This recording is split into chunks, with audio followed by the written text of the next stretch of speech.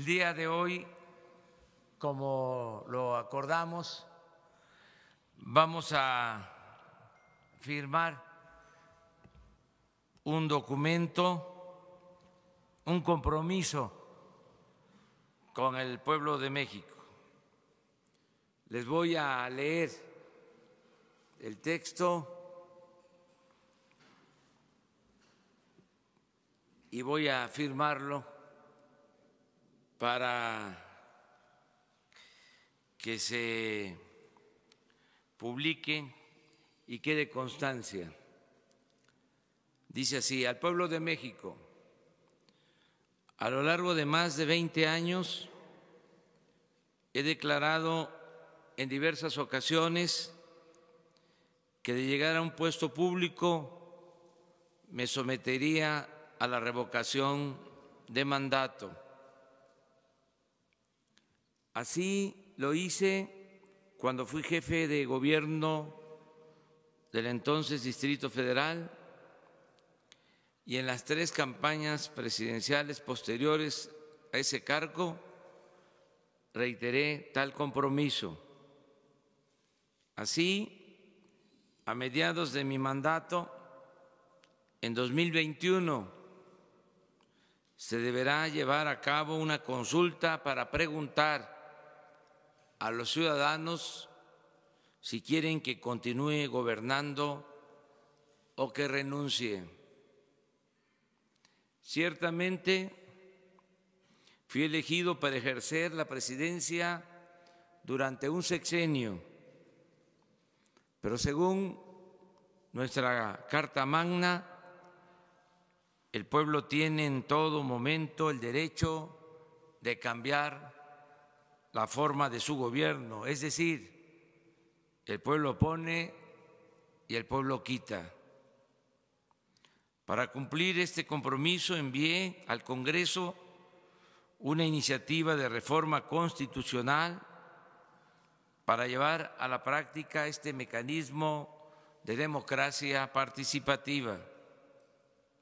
Sin embargo, mis adversarios políticos, los conservadores, que creen que soy como ellos porque su verdadera doctrina es la hipocresía, vociferan que la propuesta de someterme a la revocación del mandato encubre la intención de reelegirme en el 2024. Ante este infundio, me es necesario reiterar mis principios y mis convicciones democráticas para asentar lo siguiente. 1. Soy maderista y partidario de los principios de sufragio efectivo y no reelección. 2. Me inspiran los ideales y las convicciones, no la ambición al poder. 3. Creo que el poder solo tiene sentido y se convierte en virtud cuando se pone al servicio de los demás. 4. Considero que basta con 6 años para desterrar la corrupción y la impunidad y convertir a México en una república próspera, democrática, justa y fraterna. No tengo duda que nos alcanzará el tiempo para consumar entre todos y de manera pacífica la 4ª transformación de la vida pública del país. 5. En consecuencia, reafirmo que no soy partidario, no estoy de acuerdo con la reelección y que nunca, bajo ninguna circunstancia, intentaría perpetuarme en el cargo que actualmente ostento porque ello no solo significaría ir en contra de la Constitución, sino también traicionar mis principios y renegar de mi honestidad, que estimo es lo más valioso en mi vida. Sepan, pues, con todo respeto, señores conservadores, que abandonaré la presidencia en el día preciso que marca la máxima ley, la ley suprema, y que en el 2024 me iré allá por Palenque.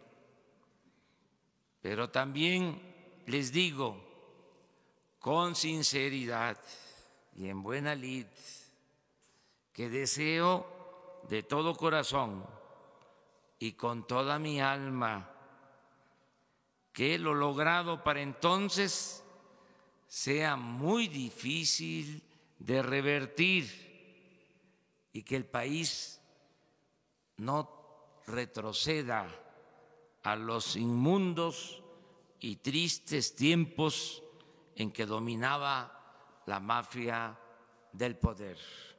Ciudad de México, 19 de marzo de 2019. Voy a firmar.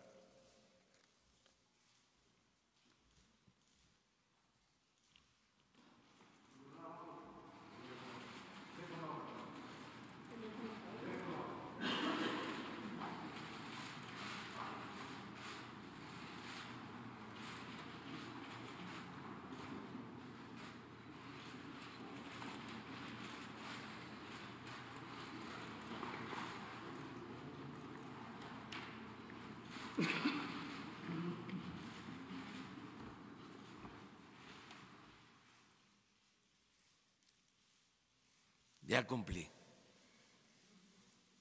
Ahora sí, vámonos como siempre. Quedamos con 3 ayer, que quedaron. A ver, ¿quiénes fueron los 3? ¿Ustedes 2?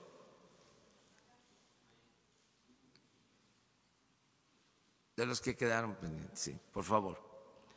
Buenos días, señor presidente. Noemí Gutiérrez, de Efecto TV.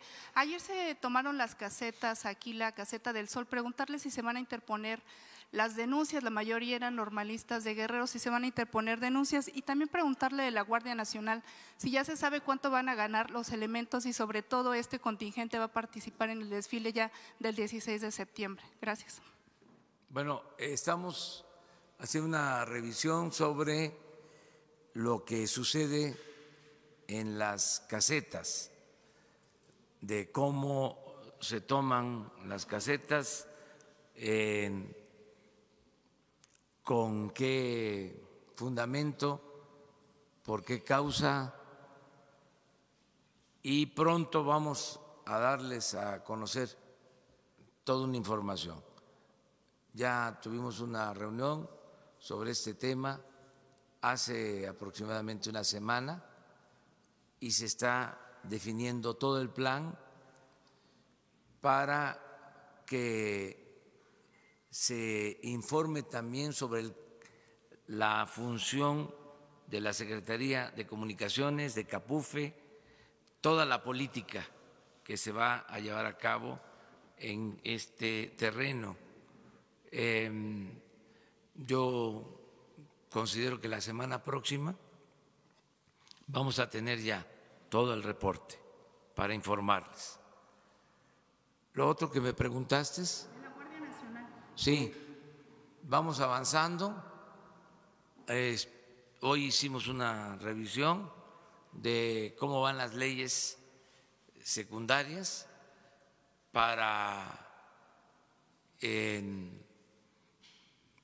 terminar de reglamentar el funcionamiento de la Guardia Nacional. Va a integrarse, como lo hemos dicho, con la Policía Federal, con la Policía Naval, con la Policía Militar, y esto va a requerir también de reformas administrativas, de traslado de personal, ajuste en las remuneraciones, en prestaciones. No se va a perjudicar a elementos, al contrario, se va a mejorar lo que ya se está recibiendo de sueldos por parte de los miembros de la Policía Federal o del Ejército o de la Marina. Eso sigue igual, buscando que se homologue, pero no a la baja en ningún caso.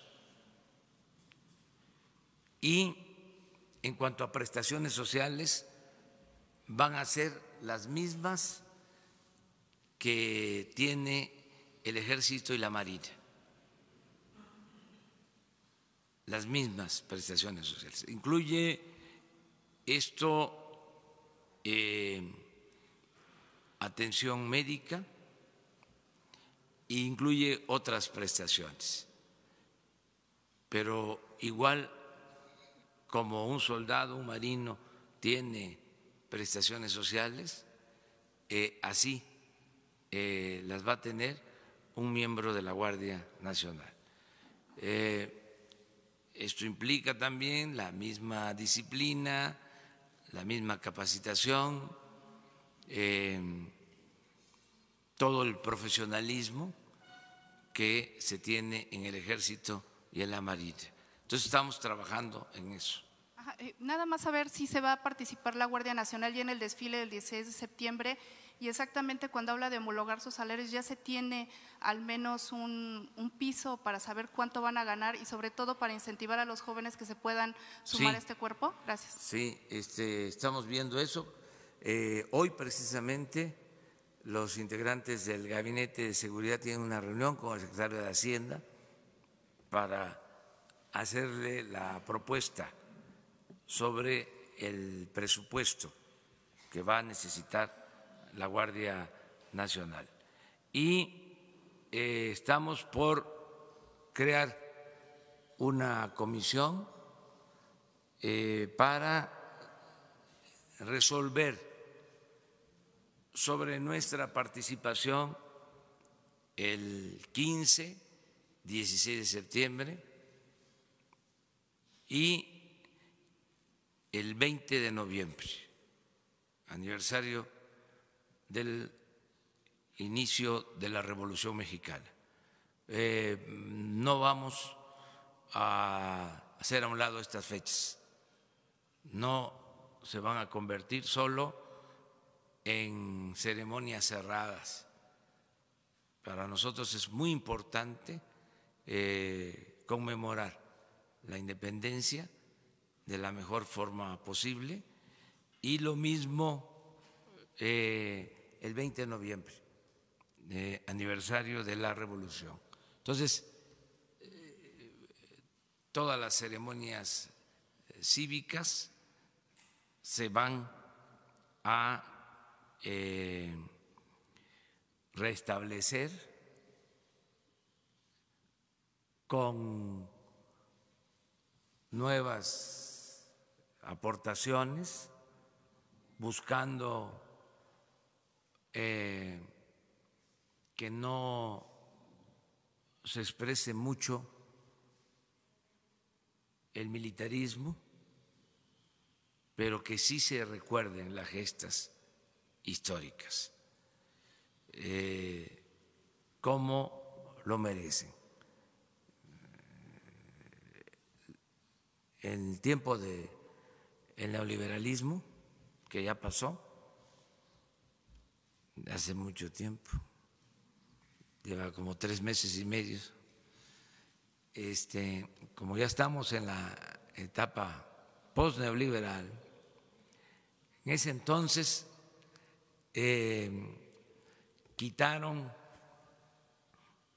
la ética, quitaron el civismo, quisieron que nos olvidáramos de nuestra historia, se dejó de hablar de nuestros héroes, se dejó de poner el ejemplo en el sacrificio y en las convicciones mostradas por Hidalgo, por Morelos. A Juárez le fue mal, sobre todo en 2 sexenios. Se olvidaron hasta de Madero y desde luego hicieron a un lado al general Lázaro Cárdenas. Entonces nosotros no vamos a actuar así. El que no sabe de dónde viene difícilmente va a saber hacia dónde va. Entonces esto lo estamos ya analizando. Yo espero que para entonces ya tengamos a la Guardia Nacional, porque falta que se aprueben estas leyes secundarias y falta la integración, que aunque vamos a iniciar con la Policía Militar, con la Policía Naval, con la Policía Federal, de todas maneras esto lleva algún tiempo, porque vamos a enfatizar mucho en el respeto de los derechos humanos y en el uso moderado de la fuerza. Tiene que haber un proceso de formación, de capacitación previo a que empiecen a actuar. Y eso puede llevar algún tiempo. Ya estamos trabajando todos los días con este propósito. Y pues no vamos a dejar nunca de agradecerle a los legisladores, al Poder Legislativo, que nos apoyaron para que nosotros cumplamos con nuestra responsabilidad de garantizar la seguridad y la paz en el país.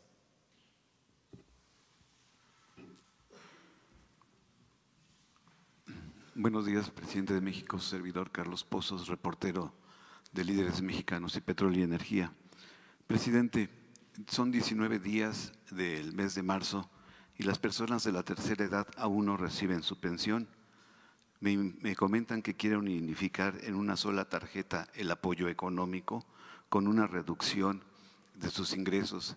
Me piden que le extienda el que pueda revisarse esta situación, porque pues ellos se apoyan con lo que se les da a través de esta tarjeta. Mi segunda pregunta, presidente.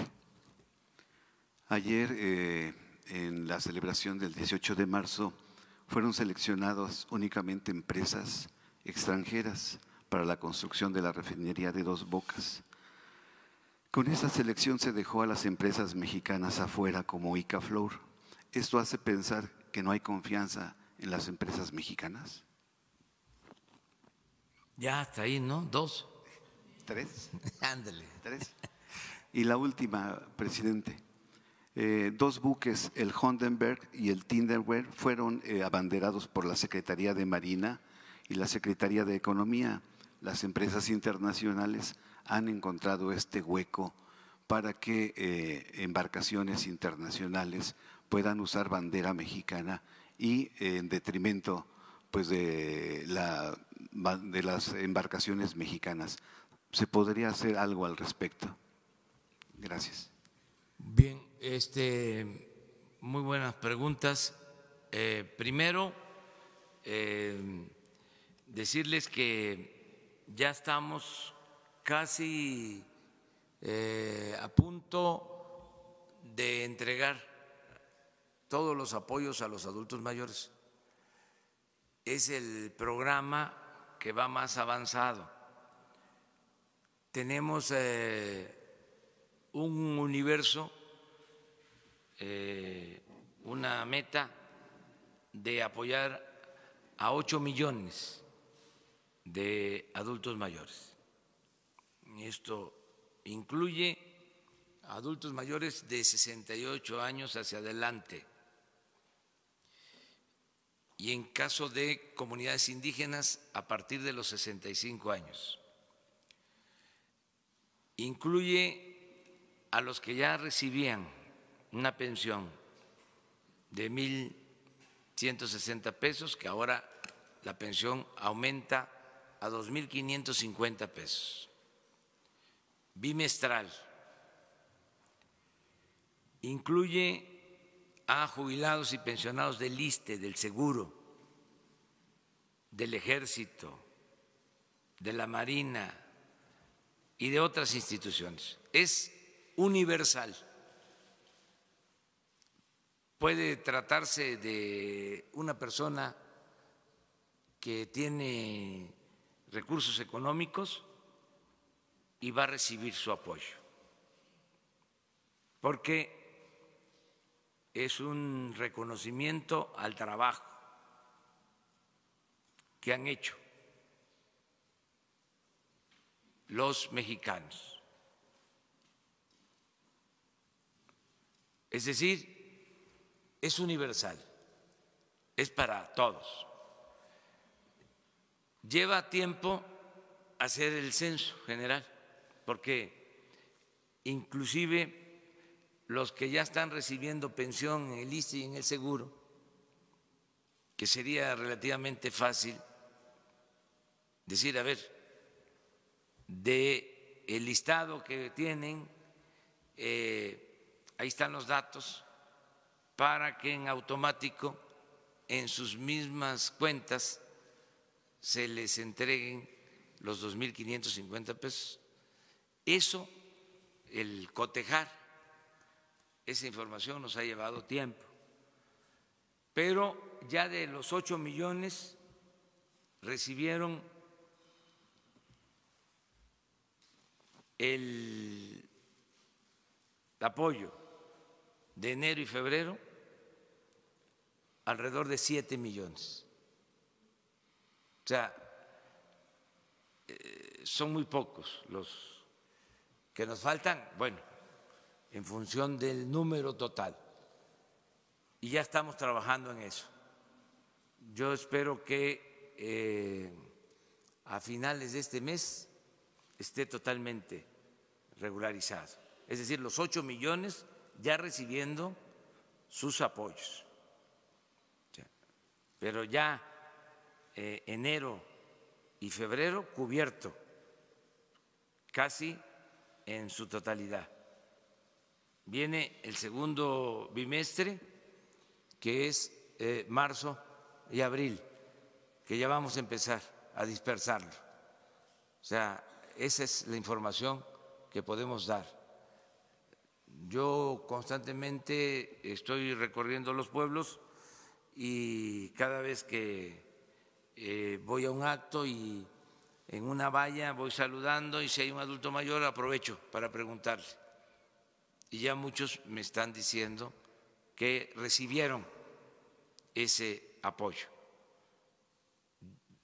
Llevamos más retraso en otros programas y estoy empujando para que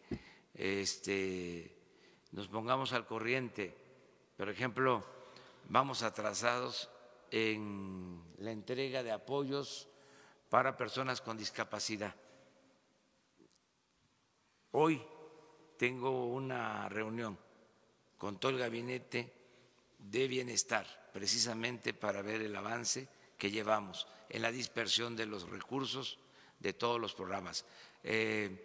Cuánto se ha entregado de apoyo para becas, constantemente estamos viendo eso. En mi informe hice el compromiso de que si ya llevábamos entregados apoyos a 13 millones de personas, para el próximo informe trimestral tienen que ser cuando menos 18 millones de personas que ya estén inscritas en el padrón y recibiendo su apoyo. Entonces, en eso vamos. Acerca de las empresas para la construcción de la refinería son las mejores del mundo, las 4 que se seleccionaron y que fue a partir de un estudio, de una investigación. Esas 4 han construido en promedio 150 refinerías, cada una. Son las que más experiencia tienen en la construcción de refinerías. Y actuamos de esa manera porque no queremos que en estas obras tan importantes las empresas no tengan capacidad profesional, que no tengan capacidad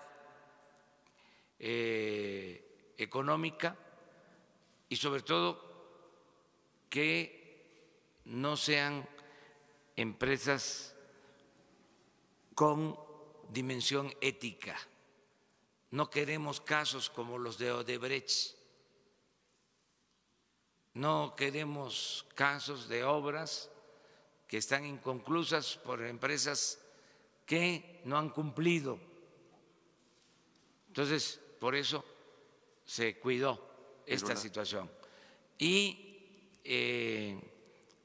hay muchas posibilidades que en esa misma refinería trabajen empresas nacionales, pero estamos dejando la dirección de la obra a estas empresas por la experiencia, que se trata de hacer esta refinería en 3 años.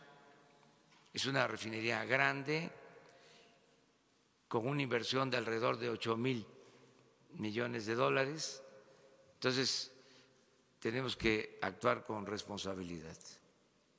Y la de los barcos. Muchas veces se entregaban contratos a empresas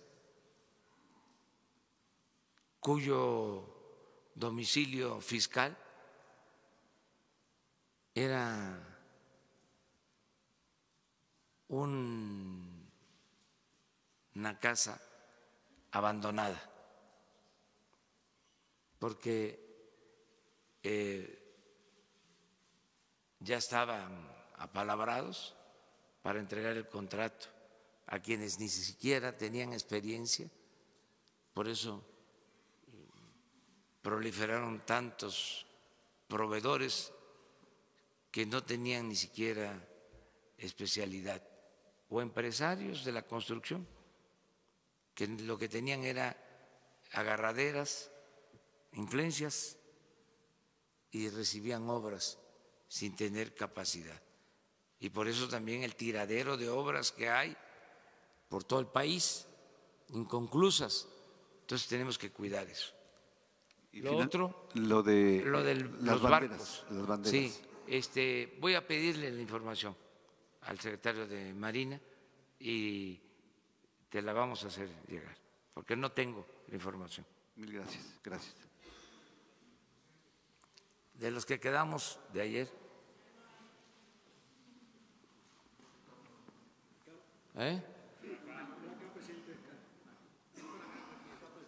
Tú. Buenos días, presidente. Marco Antonio Vera, corresponsal de Radio Latino California en México. Ayer se festejó lo de la expropiación petrolera del 38. Yo quisiera preguntarle qué va a pasar con los trabajadores que están en outsourcing en Pemex, como Playa del Carmen, Veracruz, Tabasco y Tamaulipas. Esa gente ha sido contratada por empresas que a su vez les pagaba Pemex en los sexenios anteriores. ¿Qué va a pasar con ese personal? Y también qué va a pasar con el tema del sindicato de Pemex, porque si se va a combatir la corrupción habría que empezar por el líder Romero de Champs, y también revisar esas pensiones que tienen algunos trabajadores que reciben actualmente hasta 80, 90 mil pesos de pensión por los altos sueldos que tenían antes de jubilarse. ¿Qué va a pasar en ese tema, presidente? si me contesta, por favor, y enseguida le hago 2 preguntas más, si me lo permite. Bueno, en este caso, decirles que nos vamos a apoyar mucho en los trabajadores, en los técnicos, en los ingenieros petroleros. Es mucha la experiencia que se tiene en la empresa. El fracaso de la política petrolera no se puede atribuir a los trabajadores. Tuvo que ver con los traficantes de influencia, con los directores de Pemex, con contratistas nacionales y extranjeros, pero los trabajadores de Pemex han hecho milagros. Lo dije ayer, me tocó visitar la refinería de Tula. Me hubiese gustado que me acompañaran. No se pudo por cuestiones de seguridad, pero sería importante, Jesús, que se organizaran visitas a las refinerías por el abandono en que se encuentran. Es increíble, dejaron que se convirtieran en chatarras, plantas de las refinerías, y por eso no están operando a toda su capacidad. Es heroico lo que hacen los trabajadores. Esa refinería tiene capacidad para procesar 300,000 barriles y está procesando el 30%, porque tiene piezas completamente deterioradas, con todo lo que significa operar así una refinería, con todos los riesgos, y ahí están los trabajadores. Y muy deteriorados también los talleres que se tenían en mejor estado para hacer piezas, pero ahí están trabajando. Ahí hay una gran experiencia con los trabajadores petroleros, con los técnicos. Entonces, los estamos convocando para la rehabilitación de estas refinerías y también para los trabajos de exploración y de perforación de pozos. ¿Qué pasaba antes? En esa refinería hay alrededor de 3,000 trabajadores, pero no se les ocupaba cuando había necesidad de modernizar una planta o de darle mantenimiento a una planta, se contrataba a una empresa que al final lo que hacía era contratar a trabajadores jubilados de Pemex, que son los que tienen la experiencia. Entonces, vamos a procurar que todo se haga por administración directa, que esos 3,000 trabajadores sean los encargados del mantenimiento, de la reparación, y que si se requieren más trabajadores, pues se puedan incorporar, sean transitorios o sean trabajadores jubilados. Esa es una ventaja que tenemos. Me dio mucho gusto ayer constatar que ahí están los trabajadores que tienen mucha experiencia y que además están muy conscientes de que debemos entre todos rescatar a Pemex. Están deseosos de que se les tome en cuenta para sacar adelante a Pemex. Ayer, por ejemplo, vi cómo hicieron en esa refinería, y así debe están en otras partes, vendieron una planta que es parte de todo el proceso de refinación a una empresa francesa en 60 millones de dólares en el sexenio pasado. Y con el compromiso de comprarle el nitrógeno. Y como no se usa el nitrógeno porque no hay habilitada una planta para ese propósito, se está pagando creo que $1 millón al mes sin usar la planta. De veras que se pasaron. Luego ampliaron la refinería, allí intervino, entre otras empresas, Odebrecht, ejercieron alrededor de $2,000 millones para terminar esa obra. Se van a requerir alrededor de $3,000 millones y solo va a aumentar la producción en gasolinas en un 20%, cuando habían otras necesidades. Pero ¿por qué no se planeaba? ¿Por qué no se priorizaba? Porque lo que les importaba era el negocio, el contrato. Entonces, a pesar de todo, con los trabajadores vamos a salir adelante.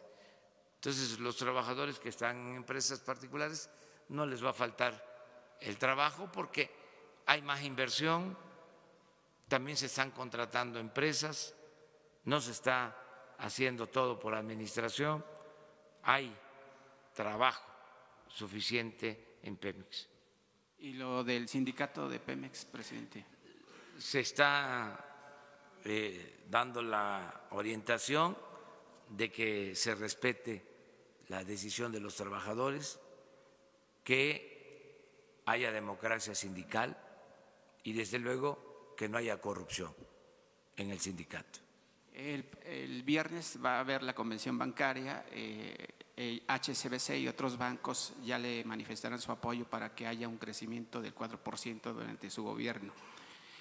Yo insisto en las altas comisiones que cobran los bancos y que muchas veces dejan en bancarrota a los cuentavientes de este país.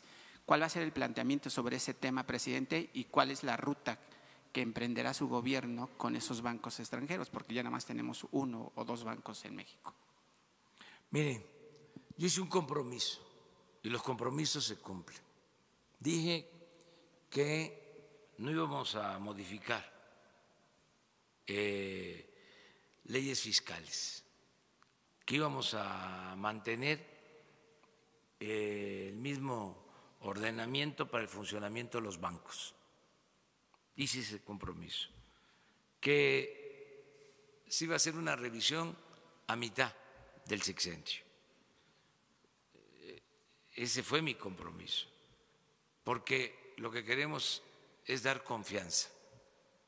Esto nos ha ayudado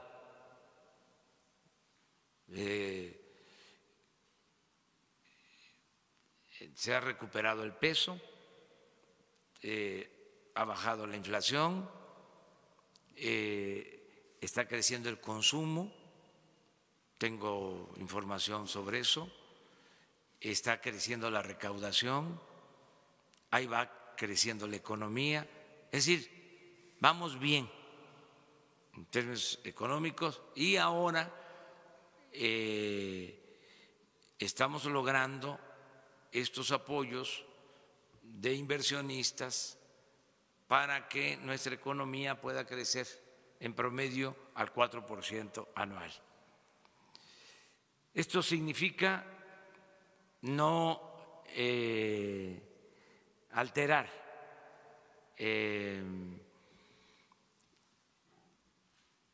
procedimientos ser respetuosos del marco legal. Ese fue mi compromiso y lo estoy cumpliendo. ¿Qué es lo que yo creo que se puede hacer para bajar el porcentaje de comisiones? Creo que tiene que auspiciarse una mayor competencia. Ojalá y esto se promueva al interior de el mismo sector bancario, que sería lo ideal. Y también nosotros promoverlo, que haya más competencia. Y hay una tendencia a participar en ese sentido. En los últimos días, en los últimos 10 días, he recibido a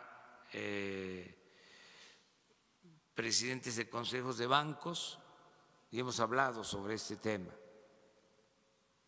Por ejemplo, hay la propuesta de bajar comisiones por competencia, no por modificación legal, en el cobro por el envío de remesas.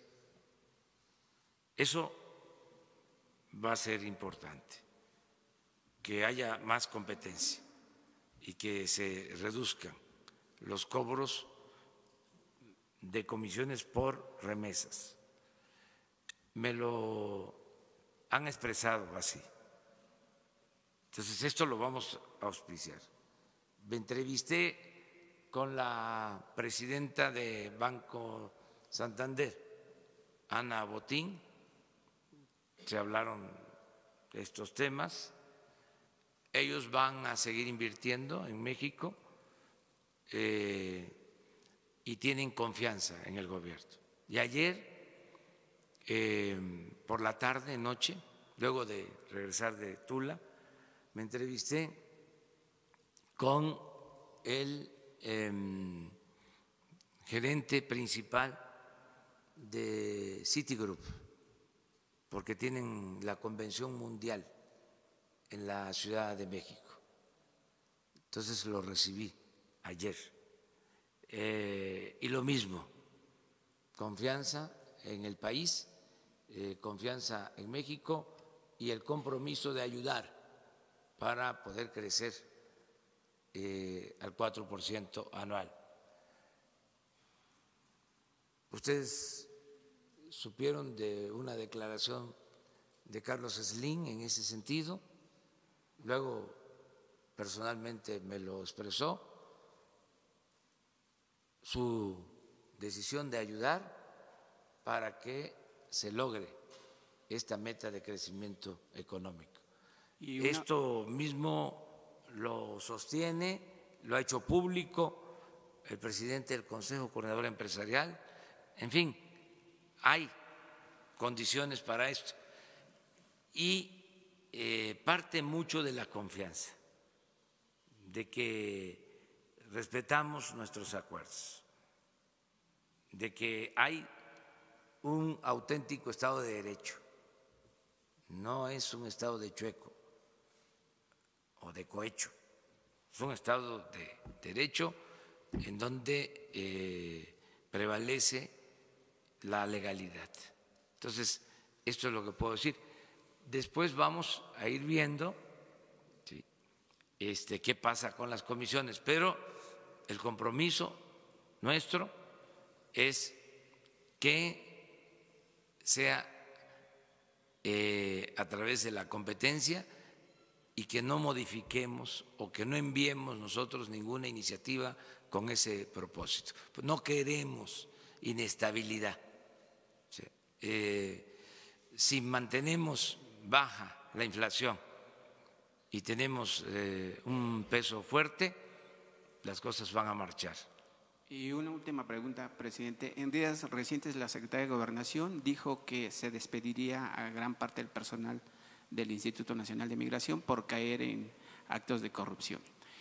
Tengo datos en el Aeropuerto Internacional de la Ciudad de México, el Benito Juárez, que personal del Instituto Nacional de Migración junto con algunos elementos de la Policía Federal y también de la Comisión Nacional de Derechos Humanos, quienes integran, detienen a ciudadanos chinos provenientes de Beijing y les hacen un cobro de entre $1,000 y $1,500 por persona y los tienen recluidos 4 o 5 horas. Yo no sé si su gobierno emprenderá acciones en contra de algunos elementos de la Policía Judicial, de la Policía Federal, perdón, quienes hacen pues, un trabajo sucio dentro del aeropuerto. Se supone que los ciudadanos que vienen a México vienen con sus documentos en regla, y más si cruzan aduanas de su propio país y vienen en un avión incluso hasta 20 horas de vuelo. Sí, ya estamos atendiendo esto porque existe esta práctica de extorsión en el aeropuerto. No generalizada, no quiero decir que todos los trabajadores de migración, pero sí hay un grupo, incluso ya hay denuncias penales por extorsión y se va a limpiar migración para que no haya extorsión a personas, a extranjeros en el aeropuerto ni en ninguna frontera del país. Lo mismo se va a hacer y ya se está trabajando en ese sentido en aduanas, migración y aduanas, hablando en términos de semáforos, los tenemos en alerta. O sea, son 2 instituciones que vamos a limpiar de corrupción. Se va a acabar la extorsión en las 2. Hoy precisamente quedamos en hacer una revisión de la política de aduanas y ya estamos también trabajando en la política migratoria con este propósito. O sea, en los 2 casos son 2 pendientes que tenemos. Se están haciendo las cosas, no es que vamos a empezar, ya hay hasta denuncia, pero nos interesa, nos importa que sean planes. Sí, lo que hicimos con el combate al huachicol, o sea, es todo un plan, ¿sí? Y logramos nuestro propósito. Entonces, igual, un plan para acabar con la corrupción en migración y en aduanas. Se les va a presentar en su momento.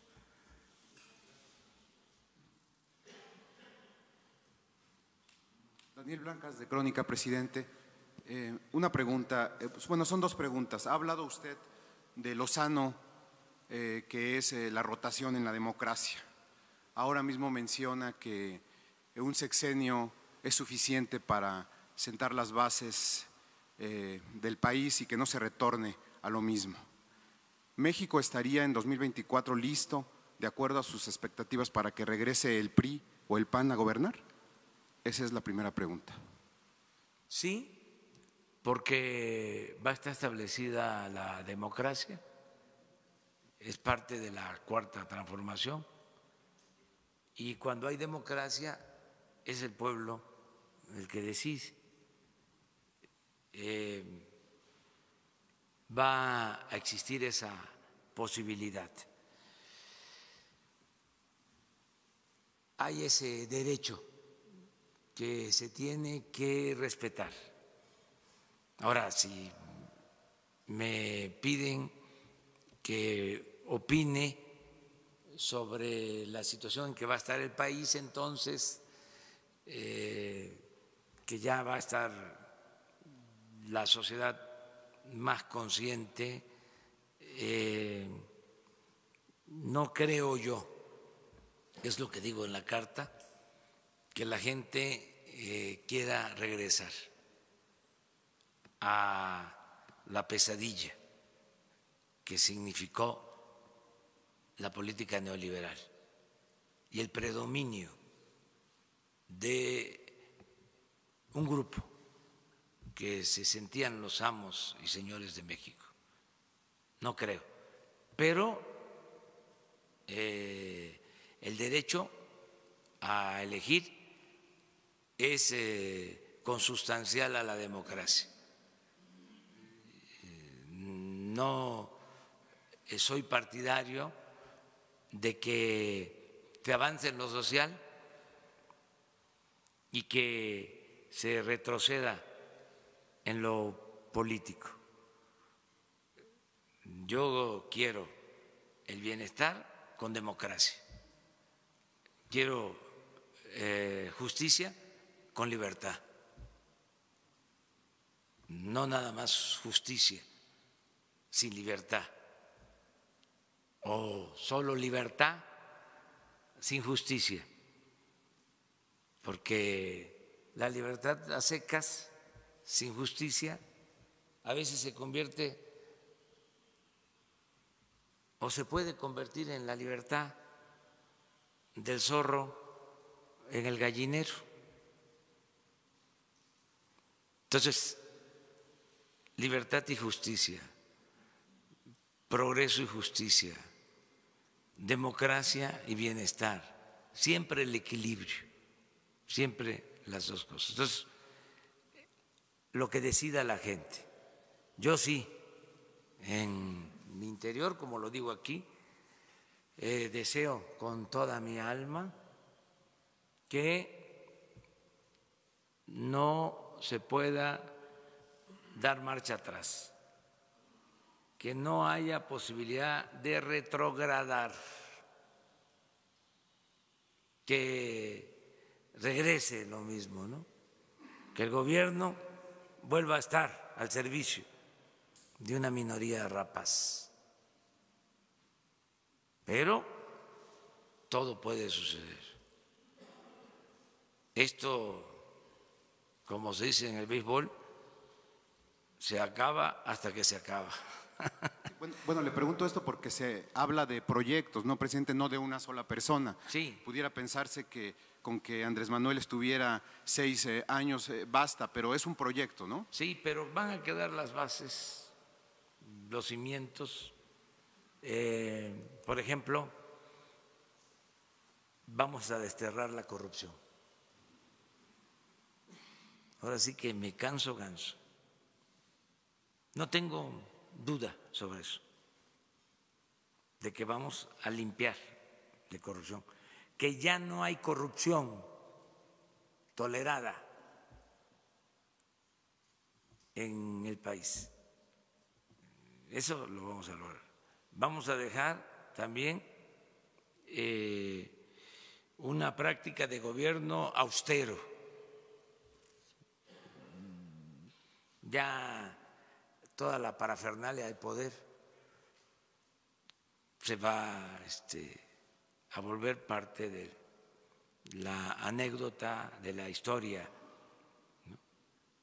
De cómo andaban los funcionarios públicos, de los aviones y los helicópteros, cómo utilizaban los helicópteros hasta para ir a jugar golf. Se hablaban por teléfono. Vente, estoy aquí, vente, te invito, vamos a jugar golf. Que conste que es un deporte y que todos los deportes son buenos. Lo que estaba mal es de que llegaba el helicóptero, el Puma, al Campo Marte para que no tuviera que circular por las calles de la Ciudad de México el invitado, de ahí lo recogían y al campo de golf. Eso no, eso se va a borrar, va a quedar nada más para escribir los libros, hay mucho material. Lo de los contratos, las compras, ¿se acuerdan que dimos a conocer que 3 empresas le vendían medicinas al gobierno por 2,000 millones de dólares? O sea, el gobierno compra alrededor de 4,000 millones de dólares y 3 empresas vendían 2,000 millones de dólares, la mitad. Una de ellas, la que solo vende alrededor de, o vendió el año pasado, 1,200 millones de dólares, y su principal cliente, el Seguro Social, resulta que solo tiene un trabajador asegurado.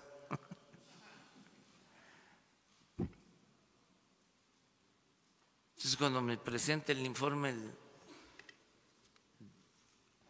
director del Seguro Social, ¿cómo al principal cliente del seguro tiene solo un trabajador en el Seguro Social?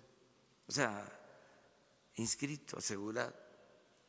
Entonces, todas esas cosas sí van a cambiar mucho. Por ejemplo, otra cosa interesante, la división y el equilibrio entre los poderes. El que el poder ejecutivo deje de ser el poder de los poderes. Eso también es otra aportación. Que haya libertad para que el Poder Judicial haga lo propio y lo mismo el Poder Legislativo. La democracia, eso va a ser una muy buena herencia, el dejar establecido el hábito democrático, que no haya entrega de despensas, tráfico con la pobreza de la gente, utilización del presupuesto para favorecer a candidatos, a partidos, que no haya fraude electoral. Entonces, ¿cómo le van a dar marcha atrás a eso? Va a estar muy difícil. Si por eso andan desesperados.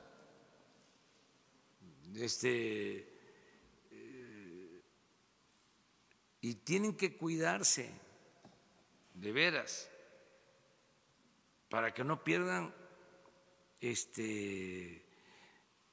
objetividad, profesionalismo, porque no en el afán de criticarnos de todo o por todo lleguen al ridículo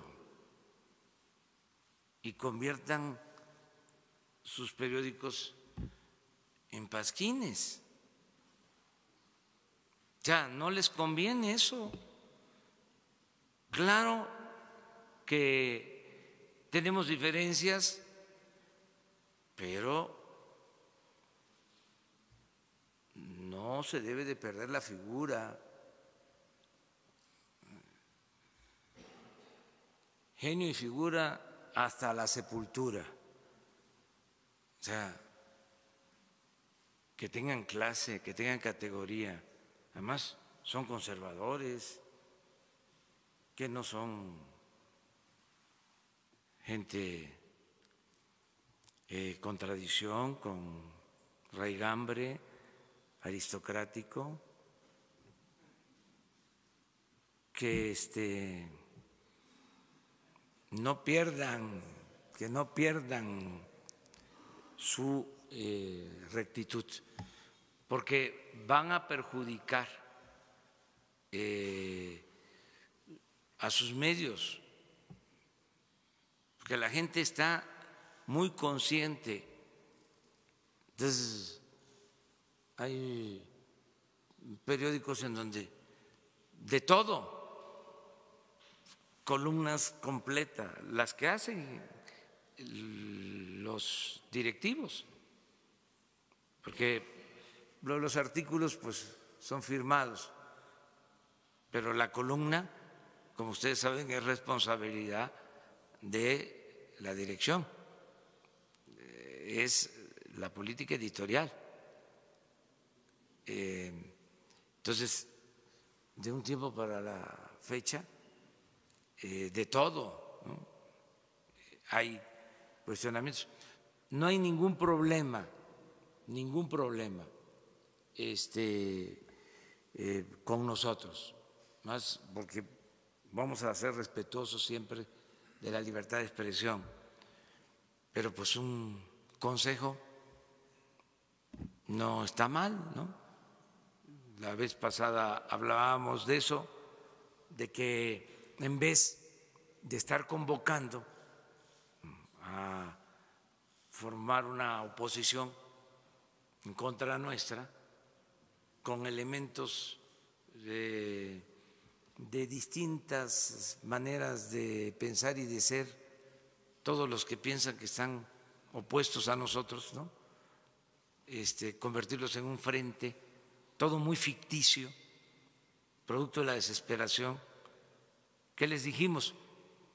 Empiecen por hacer una escuela de formación política, que el conservadurismo tenga su escuela de cuadros, porque les hace falta eso. Ya no hay en el conservadurismo políticos con doctrina, que los había antes. Podía uno estar en contra del pensamiento de Gómez Morín, pero era un hombre con un pensamiento y una doctrina. ¿Qué son ahora? ¿Dónde está el pensamiento? Nada. Todo es pragmatismo, todo es oportunismo, todo es buscar la forma de sacar provecho en lo personal, los mueve el individualismo y sí, tienen como doctrina la hipocresía, el decir una cosa y hacer otra. Entonces, ¿qué es la recomendación? Hay que formar cuadros con doctrina y fuera máscaras que no estén tratando de engañar, de que son liberales, que acepten que su pensamiento es el conservador. Y lo mismo en el caso de esta recomendación respetuosa, que cuiden sus medios, porque están partiendo de que la gente es menor de edad, que el pueblo es tonto, que la gente no tiene capacidad para discernir, para saber qué es cierto y qué no es cierto. Además,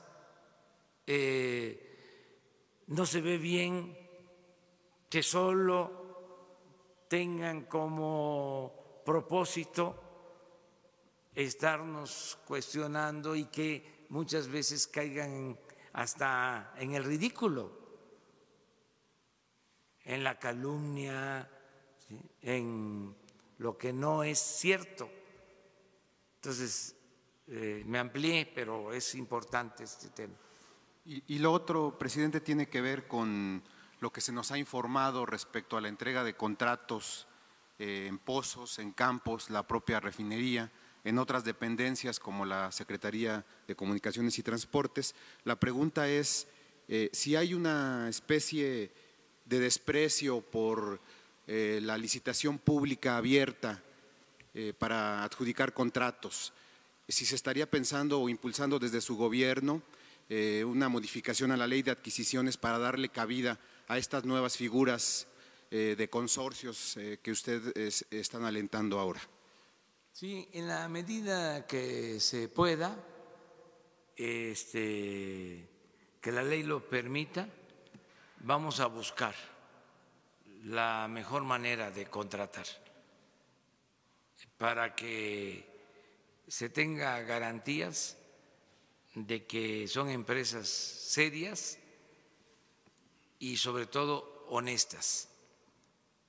Una licitación abierta puede permitir que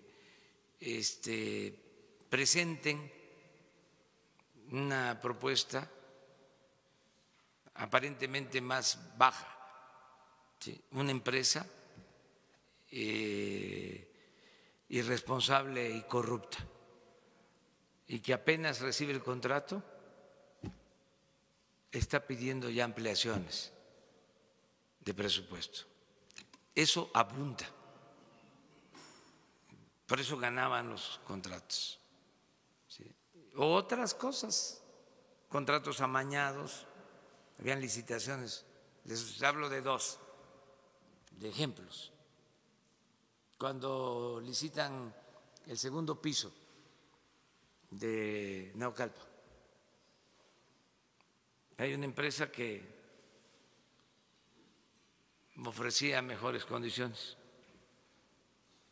pero la descalifican y le dan el contrato a OHL con el argumento de que la empresa que había ganado realmente había presentado un proyecto arquitectónico que no era compatible con el entorno urbano. Ese tipo de argumentos. En otra ocasión, esta autopista de Atlacomulco gana una empresa y entonces la descalifican con el argumento de que no tenía solvencia económica. ¿Y saben de quién era la empresa o de quién es esa empresa? De Carlos Slim.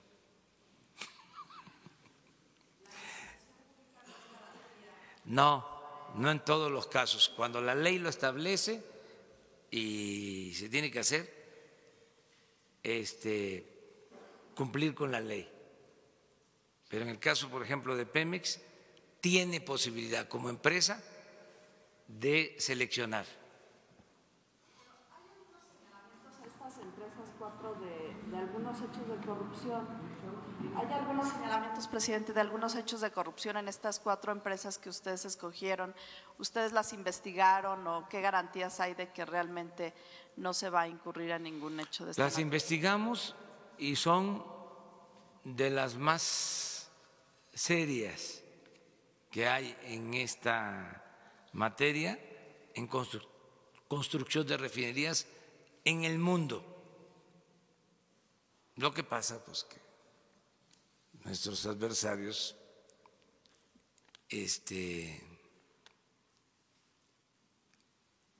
actúan a la ligera, pero en promedio cada una de ellas ha construido más de 100 refinerías en el mundo. ¿Tengan algún hecho de corrupción con el que se les haya vinculado?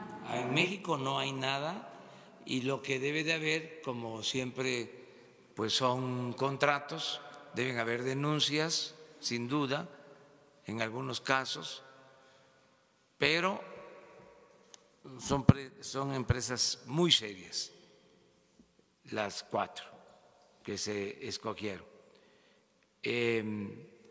Una de ellas ha construido más de 200 refinerías y fue la que construyó la refinería más grande del mundo en la India. Y la hicieron en 3 años y en 8,000 millones de dólares.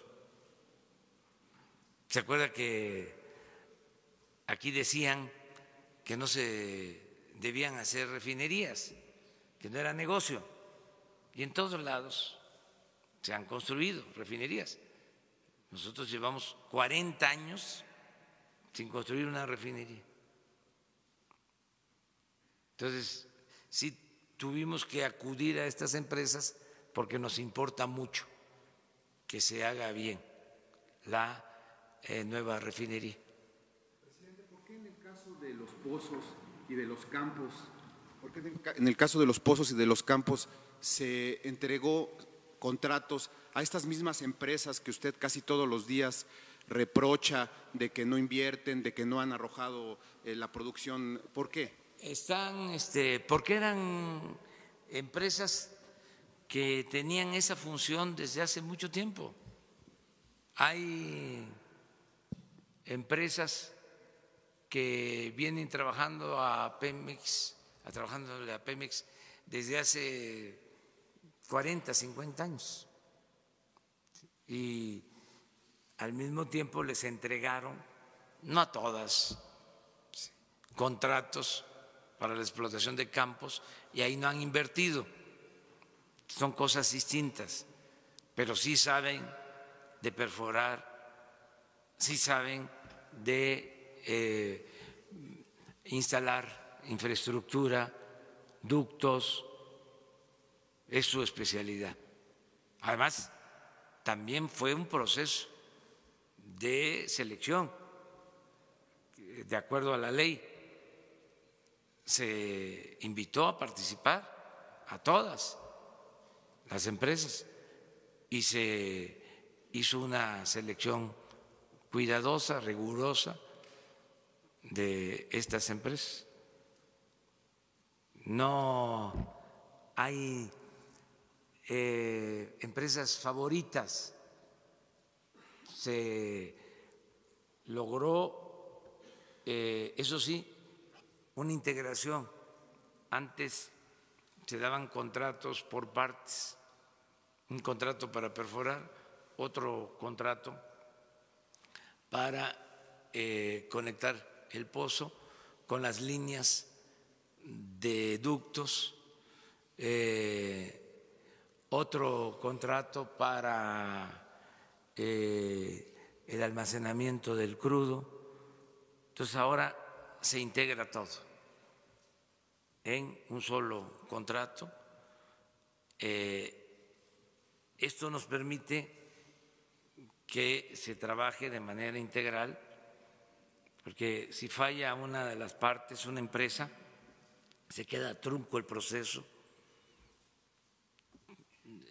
se desintegra. Ahora tenemos estos contratos, pero además, como lo informó ayer el director de Pemex, de esta manera ahorramos. Con precios del año pasado ya llevamos un ahorro en este tipo de contratos del 30%. Entonces estamos pendientes. Somos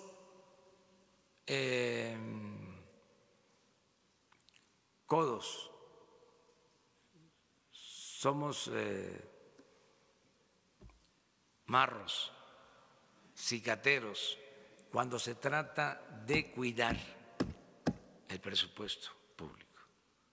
O sea, la verdad, no vamos a permitir la corrupción, no van a haber desperdicios y no es fácil porque existía la mala costumbre de ver a Pemex como un botín. ¿Se acuerdan que el símbolo de Pemex es un charrito? Y que ya estaba hasta Sambo de tanta corrupción. Y ahora ya hasta desapareció el charrito. Entonces, queremos cuidar pues, que no haya corrupción en Pemex. Y aquí vamos a estar hablando de estos temas todos los días. A ver. Buen día, señor presidente. Jorge Franco Márquez, de 724. Retomando el fuera máscaras que usted había comentado y esta invitación para los impulsores del proyecto neoliberal para que salieran ya de su administración, que fueran honestos y que salieran de su administración.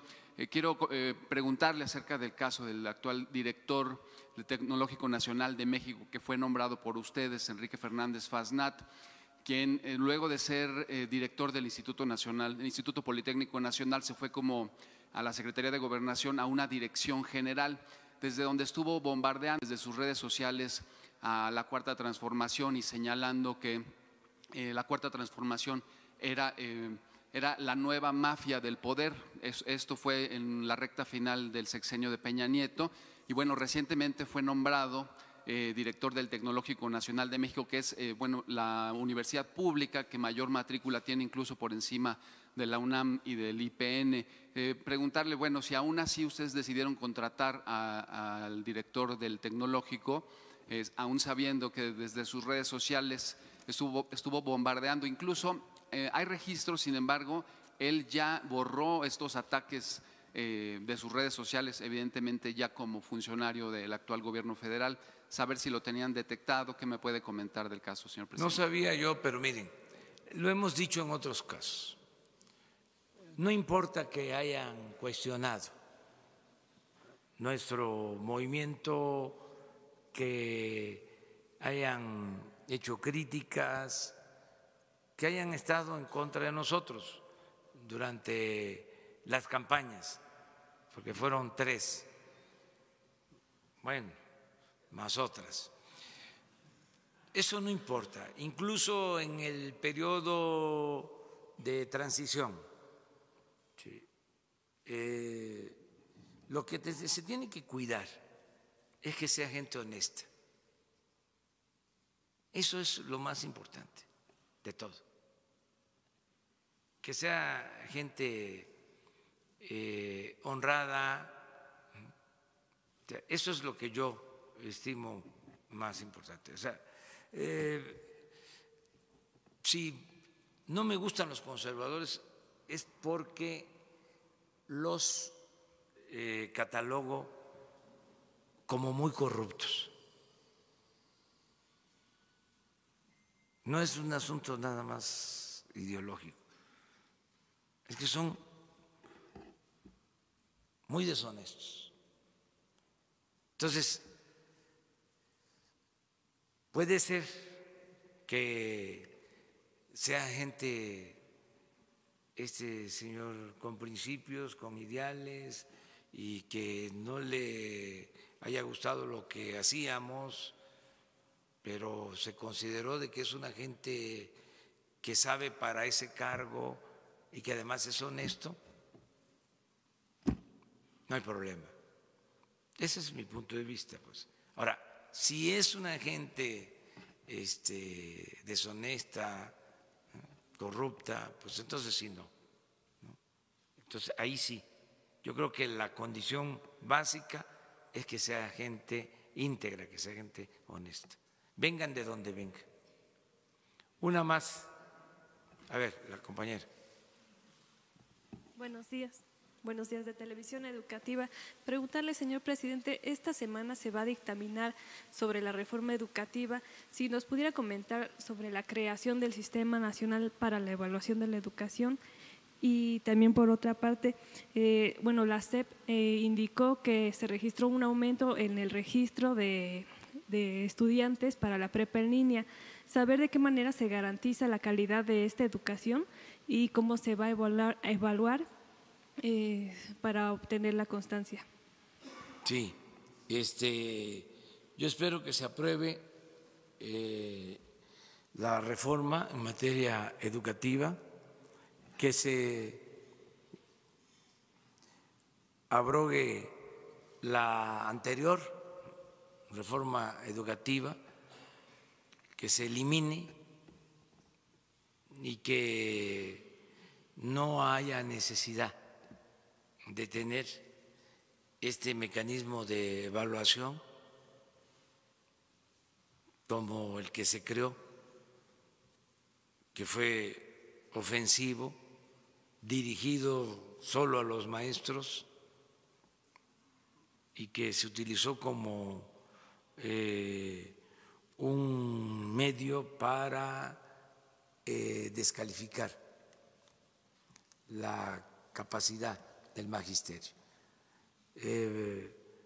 Hay que buscar la manera de actualización, de capacitación, de formación, y esto de común acuerdo con el maestro, pero no evaluaciones, no actuar de manera autoritaria.